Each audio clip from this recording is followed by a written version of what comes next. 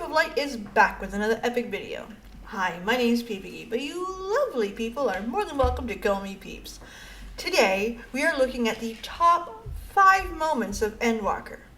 Okay, listen, my top 5 moments. So, yours may differ, and that is totally cool. But since we're looking at top moments and stuff, consider this video an entire major spoiler alert. If you haven't finished Endwalker, go finish it. Put this in your watch later. You'll be fine, but it's so worth experiencing on your own. But if you've seen it before, let's get into it. Number 5. Zodiark is one hell of a setup.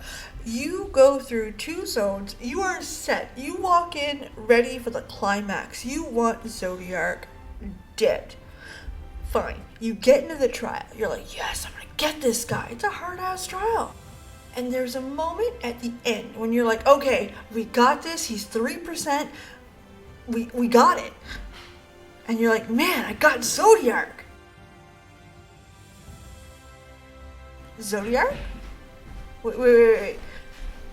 Zodiark. So you beat him.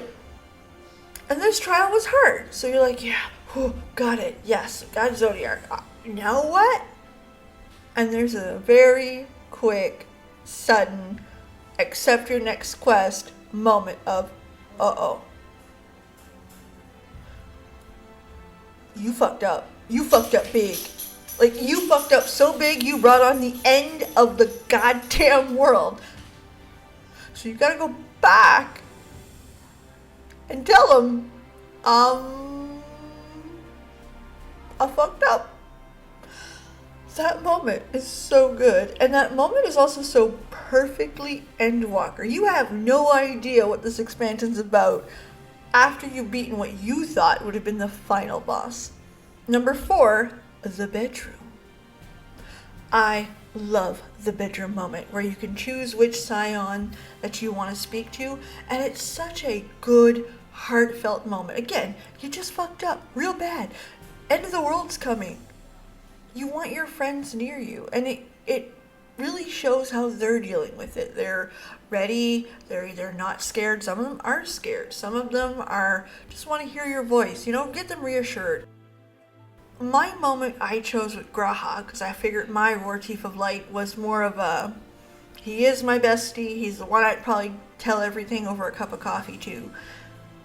And it was such a good moment.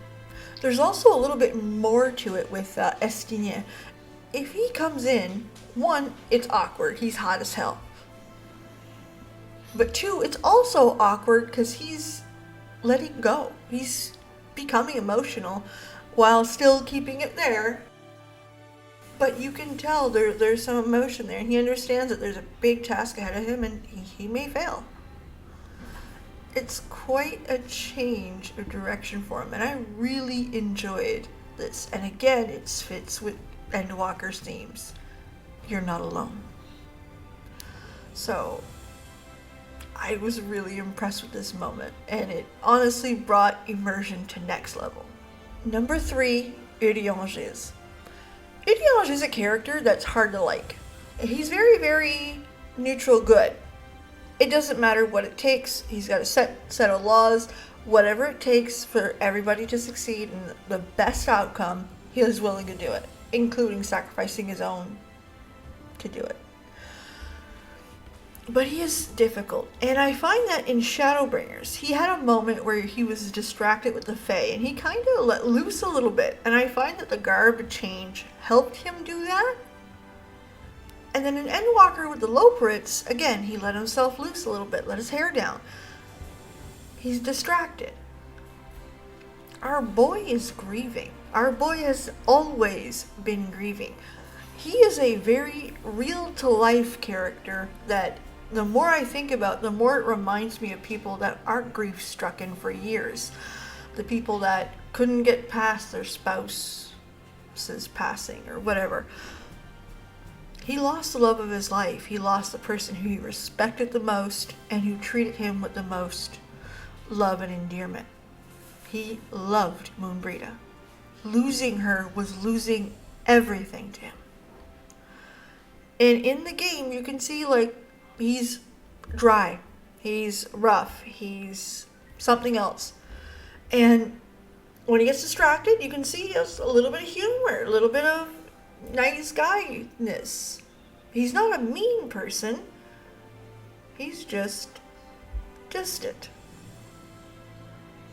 So, my number 3 moment is when Urianger finally speaks to Moonbreeda's parents. And I cried like a baby. Like, don't get me wrong, I cried. The hug? I'm fighting tears now. That is one hell of a moment.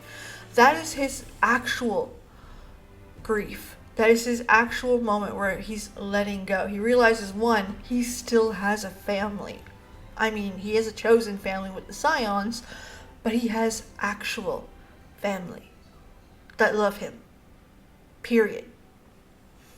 He also realized that it's okay to grieve this woman that he loved.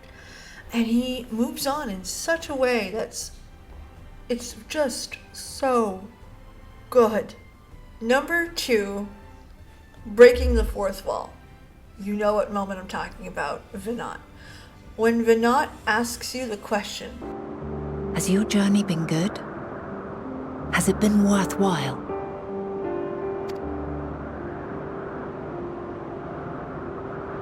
Playing it through, I was taken aback and actually taken out of immersion for a moment. It felt like they were asking me, the redhead person you see in front of you, and not the Warrior of Light.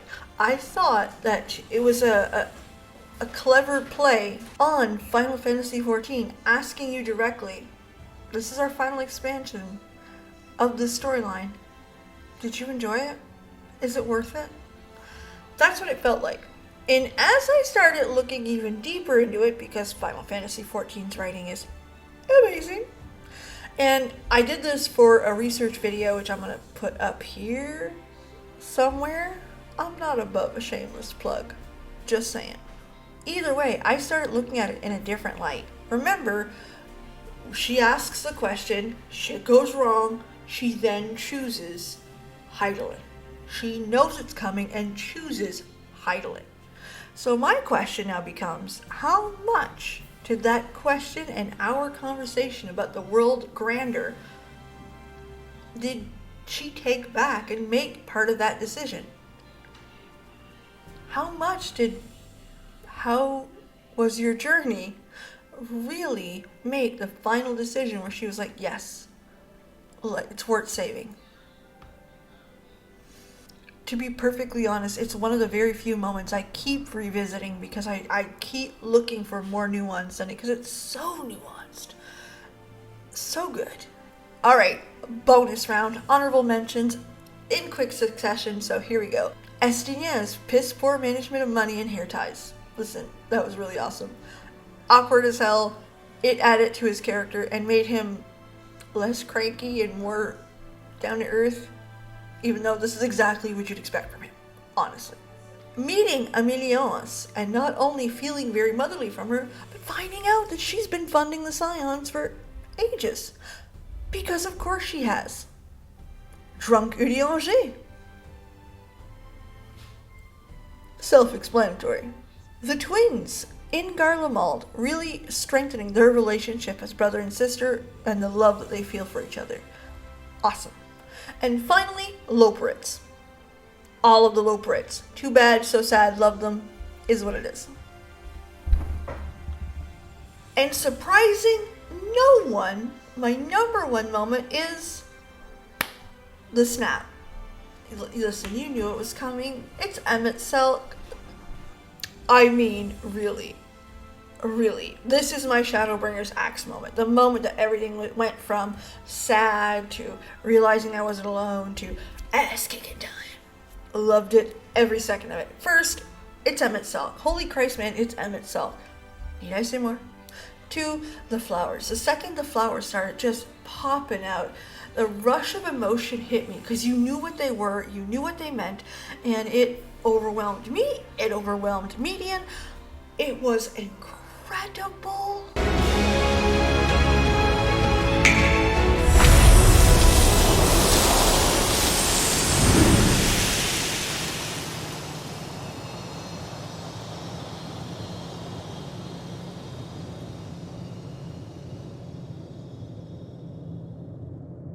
Meteon, though I gave you these wings to soar the heavens, I did not teach you how to walk the earth.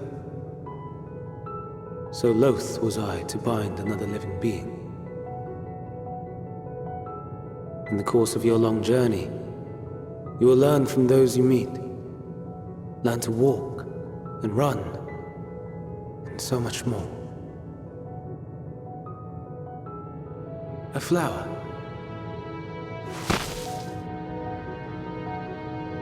Yes.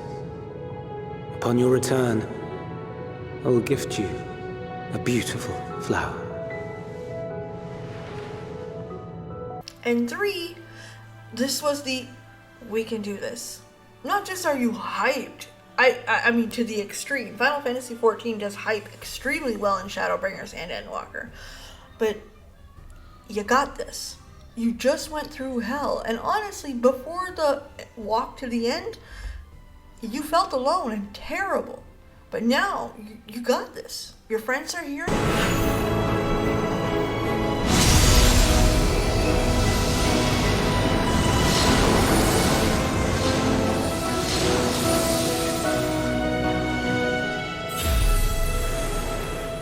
Which is better, Shadowbringers axe or this? It's the axe. I'm sorry. No, fuck it, I'm not sorry. I love the axe. Alright, so those are my top 5. What are your top 5? Did I miss the mark completely? Am I just talking out of my ass? Let me know in the comment section down below. If you like this video, you know what to do. Like, subscribe, check out more. Listen, I'm streaming here. I do all kinds of shit on this channel. We just keep going. And you guys, well, have a legendary night. Thanks so much for being here, and I can't wait to see you guys again on the next one. Bye. Fucking Emet-Selch does it again. He's at the legendary status. I mean, he's the best bad guy in any game I've ever played. Too bad. Can't argue with me. You know what you can do, though? Some people have actually tried to compare him to the jailer. That's a choice. Maybe I'm a little young, but you don't know what I've become. Can't you see it in my face?